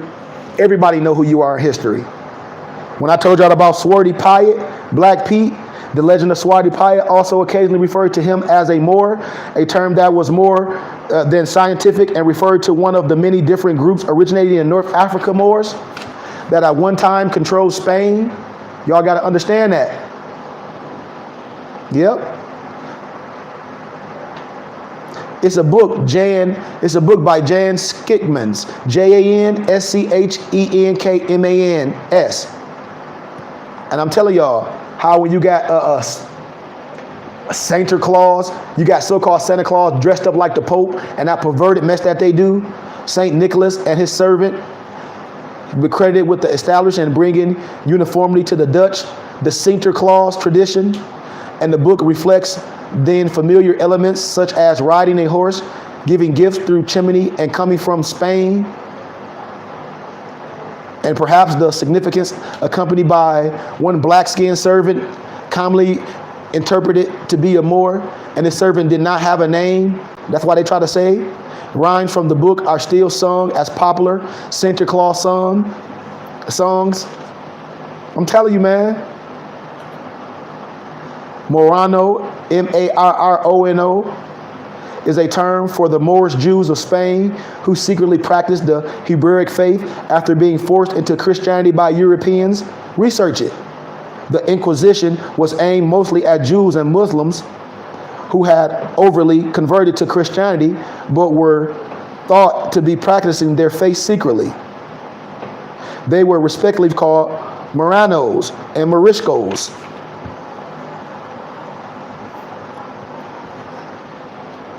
Y'all remember when Obama told y'all in a press conference, and this morning, President Barack Obama admitted that he was in fact born in Morocco, and it's halfway between Kenya and the U.S., and Obama explained, so in the spirit of bipartisan compromise, I'm going to admit that I was born in Morocco. I haven't seen the long form birth certificate either, and I don't remember my birth. So who knows? There's probably some truth in both sides. I hope by extending this olive branch to my opponents that we can lay this matter to rest. That was in the Huffington Post. Research it. 12/7/2010. The etymology of Negro, black color, and Moros, and more. We almost done. Color, adjective, late 14th century. Adjective from color, a verb in reference to non-white skin.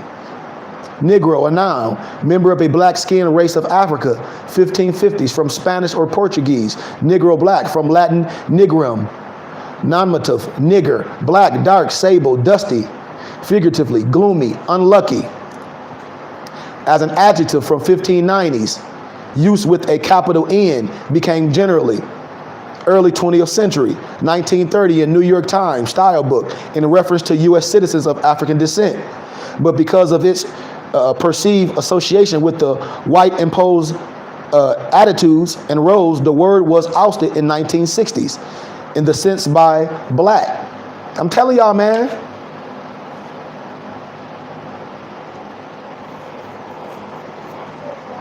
Hey Moors, hey Nobles, we're gonna have it next year, more. I told y'all next year, I'm gonna tell y'all when we do our meet and greet this summer, I'm gonna show y'all my silent donors. I have silent donors and business people. I'm from Flint, Michigan. And that's why I said once we get our building, I'm trying to, like I said, we need 100 Moors giving $100 a month. The Moors that's not members and students, all you got to do is pledge. You can pledge $20, $30, $40, whatever it is. Because after next year, I'm not going to be on here anymore. Black and Moorish from the 1540s. Dark-skinned person. That's why in the 1599 Geneva Bible, you find that. You don't find African or no Ethiopian. Kemet Moabite later entered the Greek language and passed along to Europe in the 14th century. From Old French, M-O-R-E. From Medieval Latin, M-O-R-U-S. From Latin, M-A-U-R-U-S. That's an inhabitant. Yeah, I'm from Flint, Michigan. Yep. Of Mauritania, Northwest Africa, a region now corresponding to northern Algeria and Morocco. From Greek Mores, perhaps a native name or else. Cognate with Moros, black, but this adjective only appears in late Greek and may as well be from the people's name. That's why when I give y'all history, when I tell y'all that some damn Willie Lynch, that letter is false. Don't y'all know in scholarship, if it was a real Willie Lynch letter, we would have been had that? You know? Y'all got to know this. When I talk about the Declaration of Land Rights, reclaiming of sacred Moorish lands in Jerusalem, y'all got to know this stuff. Whereas Moors were part and parcel to the holy territories, Jerusalem and Palestine. When you get real maps, Egypt and Jerusalem is an hour away. Whereas Moors initially made Jerusalem their domicile because they preferred Jerusalem as a center for divine education, as well as a holy city. Don't y'all know this? Whereas November the 2nd, 1320 CE, a Moorish scholar named Abu Madin Sadiba bin al-Majid Abu Abdullah Muhammad bin al-Sheikh al-Imam, aka the Magna of Morocco, identified two Moorish territories in Jerusalem. That's why I be laughing at these Negroes talk about they read to Meta Netter. And like, you ain't read no Meta Netter, because if you did, then you understand that in the Meta Netter, you have Hebrew pharaohs. Cash App, $, KG That's my Cash App. And if Moors want to be students, give me your email address and I'll send you a copy of our syllabus and our enrollment package. Because with me, I'm trying to get Moors used to doing something consistently, not just every blue moon. I'm trying to, because everything you donate, you get a taxes in receipt. We don't have to complain about what these mega churches and all these big churches doing. We got the same tax laws. We gonna show them what a clean glass do. Whereas according to the 15th century historian, we got to understand what this stuff mean. We got to understand all the laws. Yep. And if you want to be a student, inbox me. My Gmail is my name, Goodman, Goodman, Khary, Khary, @gmail.com. And I'll send you a copy of the syllabus and our enrollment package.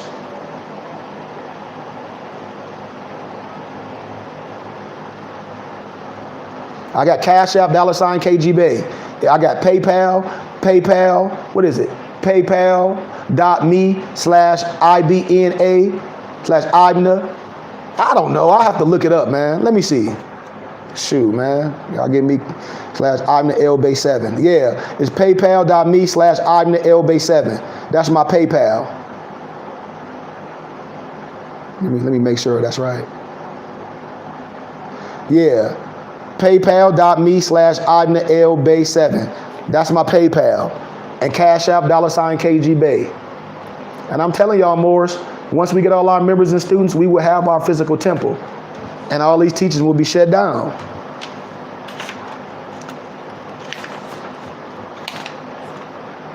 All Moors should have their fez and their turbans. You should get them from me. We have them. And it's a donation.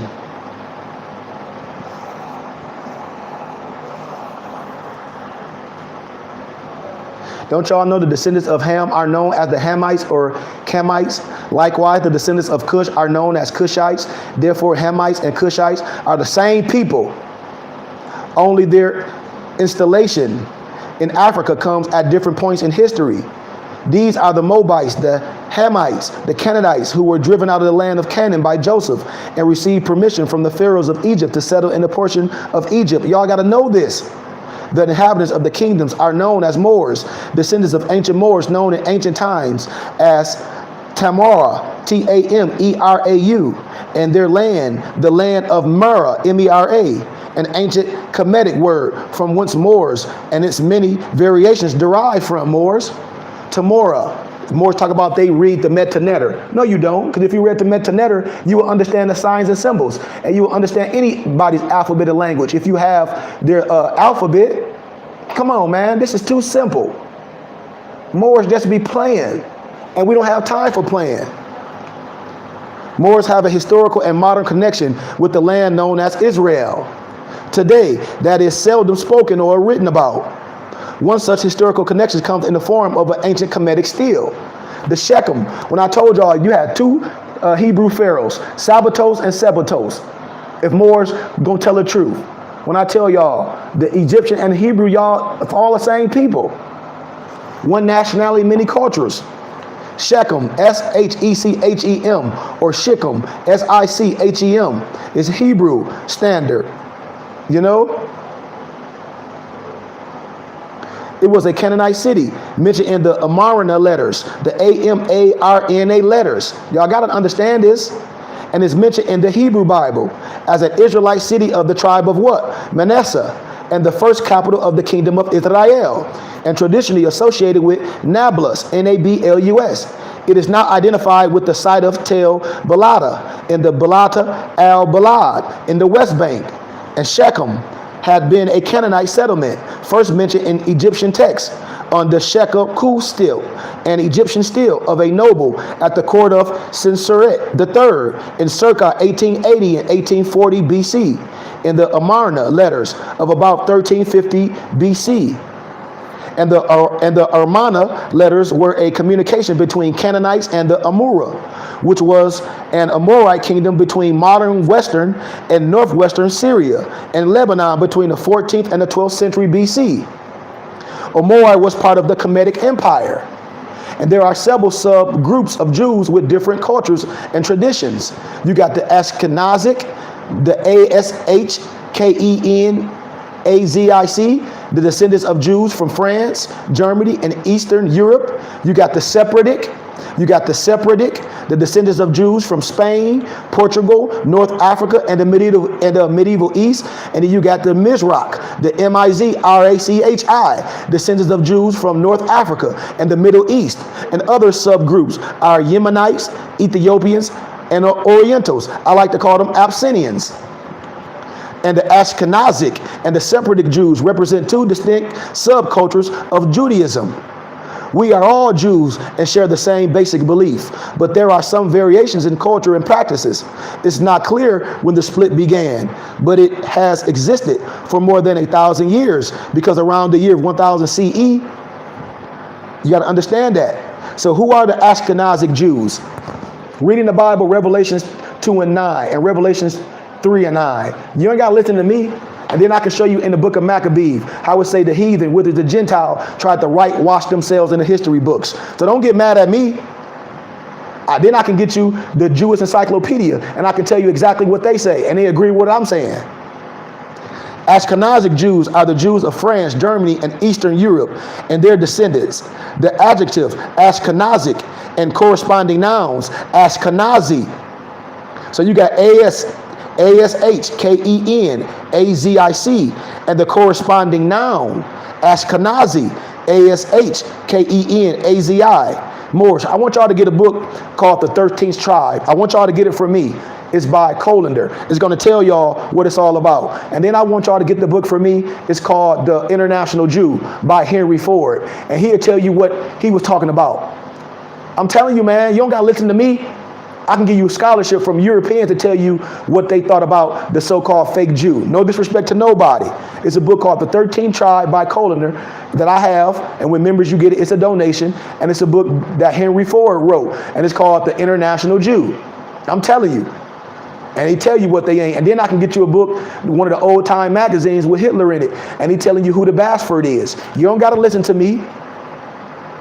But Ashkenazi, singular, and Ashkenazim, plural, are derived from the Hebrew word Ashkenaz, which is used to refer to the Germany, And most American Jews today are Ashkenazim, descendants from Jews who emerged or migrated from Germany and Eastern Europe from the mid-1800s to the early 1900s. That's why the second president, Nasser, said the reason why Israel is cursed is because God's children left black and came back white. Don't get mad at me, man. Research it. Who are the Sephardic Jews? The Sephardic Jews are the Jews of Spain, Portugal, North Africa, and the Middle East, and their descendants. The adjective Sephardic and corresponding nouns, Sephardi, singular, and Sephardim, plural, are derived from the Hebrew word Sephard, S-E-P-H-A-R-A-D, which refers to Spain. And Mizrachi, M-A-Z-R-A-C-H-I, is the descendants of Jews from North Africa and the Middle East. Other subgroups are Yemenite, Ethiopian, and Oriental, but I like to say Abyssinian. And the origin of the Ashkenazi Jews, who came most recently from Europe, has largely been shrouded in mystery. I told y'all, I've done so many documents to show y'all that the true Jew is the Igbo and the Igbo. When I talk about the Falasha Jews, by DNA, I guarantee you, nobody will argue with that except an idiot. All European scholars know this, but a new study suggests that at least their maternal lineage may derive largely from Europe. And though the findings may seem intuitive, it contradicts the notion that European Jews mostly descend from people who left Israel and the Middle East around 2,000 years ago. Instead, Moors, a substantial portion of the population originates from the local Europeans who converted to Judaism. An archaeologist at the University of Huddersfield, England. So, surprise, Moors, the Ashkenazi Jews are genetically Europeans. This is a fact. Various East and West African ethnic nations lay facts. They claim their Jewish ancestral heritage. The Falashas, the most famous of those black Jews, have been validated. Close to 300,000 of those black Falasha Jews live in the modern state of Israel. The Limbas of South Africa, another so-called Bantu tribe, have a cognate and valid claim to Jewish ancestry and heritage backed by solid genetic evidence. I'm telling you, man, we were practicing all this stuff for the European came with their colonizing book. The Limbas as a group are indistinguishable from the Bantu neighbors, suggesting that most Bantu groups possess the archetypal Jewish genetic haplogroup. That's right, they speak Yiddish or some other garbage. It implies that there are potentially more bloodline Jews on the continent of Africa than anywhere else, including modern Europe and Israel. This is a fact.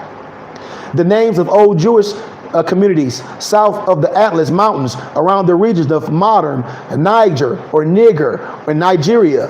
When I talk about the Igbo and the Igbos of Nigeria, many of which existed well into the Renaissance times, can be found in the documents in the synagogue archive in Cairo.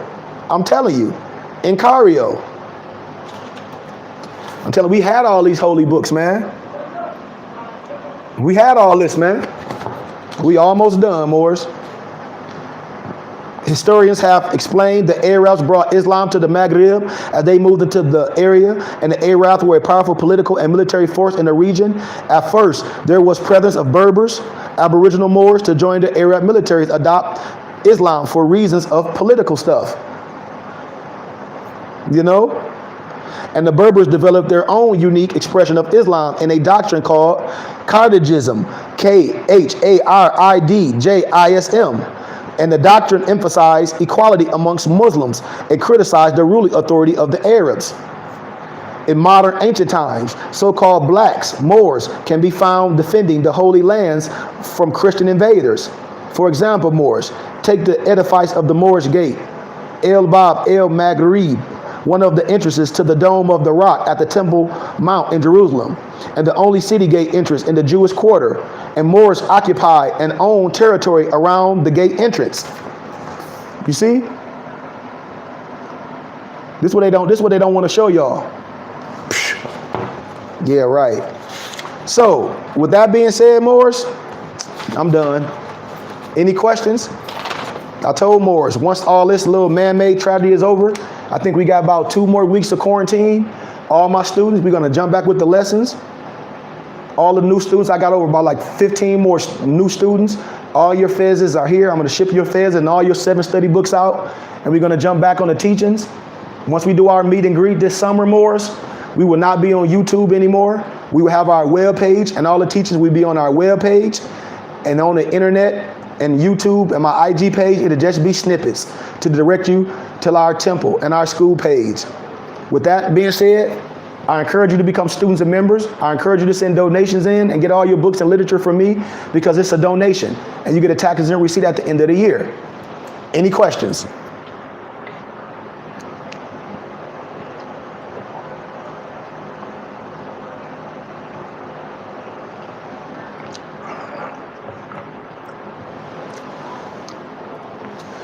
We're the guarding the gate from the temples, or huh? What'd you say? I don't understand what you mean. Where they guarding? Where? That's in Mecca. Look, remember I told y'all, in the Mecca is where like the Muslims like to go. That ain't the holy place just for the Muslims. That's why I hope Moors was listening to what I'm saying. Like when I say the holy city of Jerusalem and Egypt was right by each other, and Moors be missing the story of Asenath and Joseph and be missing that connection, the only way to know the difference from the so-called Hebrews and the Moors was what we wore. But when you research the biblical scriptures, man, the followers of Yahshua wore their turbans and their bonnets with their jewels on it. I'm telling you, man. That was the historical document shows that's the border of the village from the 4 directions. You got Al-Maha, Al-Kabir, south, Ena, Karam, Al-Qiyana, and Harash, Stafaf, and Zelyet, Al-Bakariyat, north. Those are the areas, is what I'm saying. We just got to connect our teachings, man. That's why the blotting of our history of the so-called black Moorish legacy, it contributes in rights that have led to such disputes, which cannot be solved because there is a missing link that must be addressed. And the missing link is our history. You know? And what I gave you, I covered interesting facts about Moorish history. Articles which bring the information current. I got way more. And this is just a little bit of the science of the teachings. Like, I don't have fake degrees, man. Like, I prove that we're not Negro and blacks in color. I can show you Constitution. I can show you how when the religious laws protect us. And once 100 Moors come together, man, we can have our own temple. And then we can have our own land out here in Arizona. Our own charter community. It's ours. We can grow our own fruits and vegetables and have our own rules. Y'all not listening. And our children, our grandparents can have something. And we have our temple in the city. I'm telling you, man, it's that simple. And in a minute, we're going to be gone. It don't take the whole world. It don't take 1 million people. It don't even take 1,000 people. It take 100 like-minded individuals. 100 like-minded individuals that vibrate on the same wavelength. And we go. 100 more is giving $100 a month. That's 120 tax-free dollars a month, man.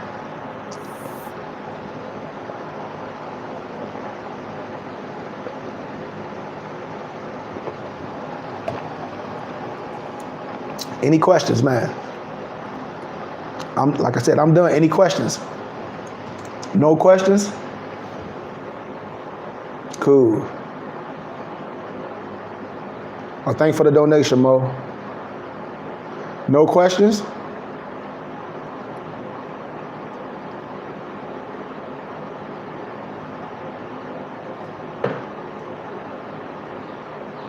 Okay, I got you, Mo. I'll send it to you. Got you. All right, what'd he say?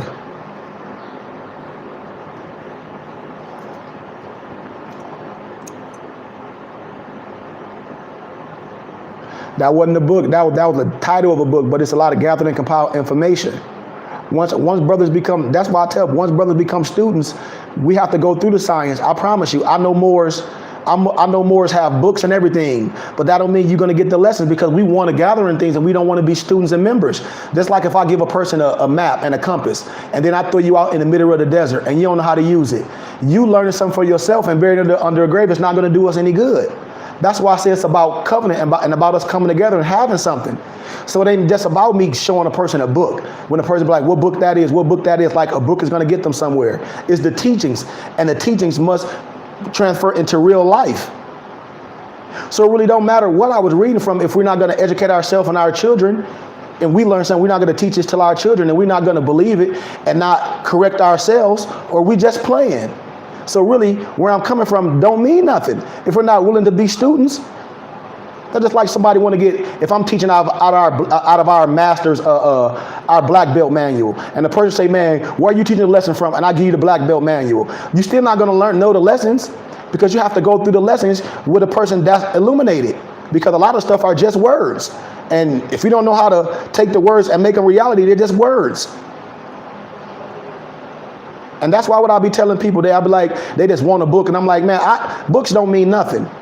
I don't read so many books, but I don't believe no book I've read. If you don't research the researcher and do the Carmen dating and make sure the science is valid, anybody can put something in a book. And that's what I'll be telling Moors. I'm like, man, Moors be so quick to read one line or something and then it be over. Well, like I say, it's certain things with me. Like I promise you, Moors saw the title of what it is. You don't want to research no book. You want to research the science, because the science is just not in a book. That's what I'm trying to get Moors to come to. A lot of people have, when I talk about gathered and compiled, so what I'm trying to distinct you from is the gathered and compiled and the history. What I just gave you is history, which can be found in all libraries, is what I'm just telling you. That was a compiled history. What I'm telling us, we need to go through the history first, where we can go in the libraries and go show our children where they can get from unbiased authors, where it don't have to be no Moorish history, where they can find themselves in any library. That's what I'm trying to show us.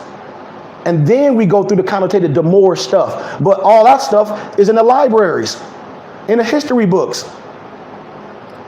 That's why I'm telling us we must be willing to sacrifice something. And there's no disrespect to no one. If Moore's not willing to sacrifice and be students, I am not for you. I'm not here just to give books to people, because I know people that got so many books and they in jail right now. Why? Because they read something in the book and tried to defend it. And what they read, I was trying to show you that it don't mean nothing. That's what I be trying to show Moore's. I try to ask Moore's, what is your motive when you get books to read? Is it your motive to act like you know something and you don't teach it to your children, and you don't teach it to your wife, and you don't teach it to the immediate people around you? So what's the purpose? For you to know something? We all know something. These teachings is to correct ourselves, correct our children, everybody around us, and take it to the next level. If we got these teachings and we don't understand that our fez is our national headdress, and our wives and our emperors and our children wear our fez and our... What are they for? Are these teaching just for one individual person, like for a male, to act like they know something, but their children don't? You don't teach the teaching till our children are empresses, and you don't wear the fez, your children don't wear the fez. So when you in the real world, I don't know who you are. So that's what I'll be trying to explain to brothers and sisters. I can care less how many books you read, and then in the real world, you still don't have confidence to be yourself. The first thing we should be reading is our Moorish Quran, having confidence who we are, and the Allah that's in us first. And that's why we don't have confidence in our Moorish science, because we don't have confidence in the God within us first. That's why I tell Moors, I teach systematically. And when the lessons start back, when I start teaching again, I'm done giving regular lectures. That's what I tell Moors. We have to be willing to sacrifice. And if we're not willing to sacrifice, you're going to be all over the place, and you're not going to learn systematically. You're not going to be able to systematically educate yourself. You're not going to say, okay, well, more science is understanding God and man is one. Understanding my nationality and my spirituality, that's understanding international law. Understanding I'm not a 3/5, I'm a complete 5. Understanding the 13th and the 14th and the 15th Amendment. Because if you don't understand the 13th, the 14th, and the 15th Amendment and the Reconstruction laws and all that, and understand why you're not a 3/5, what you're doing is you all over the place. And we must be studying systematically. What I'm doing right now is just giving lectures. We must be willing to study systematically. If we're not, we'll never perfect ourselves. Any more questions? Because I'm done. I want that to be known. I told Moors, when you become a student, I will build your library systematically over the science and the history you need. Any other book that you want, I can get it to you. But this is what we're doing. We're not trying to have a pissing contest, man. We're trying to correct ourselves and correct our housing and correct our relationships and have something on this earth so we don't be having to beg. So we're trying to show more that we can have our own land, our own temples, and the same laws protect us as all these other religious groups and all these other people. Any questions? If not, I'm done, man. I love y'all, Moors. become students. If not, I will be deleting more and more Moors because I do take names down. And that's just what it is, man. Islam.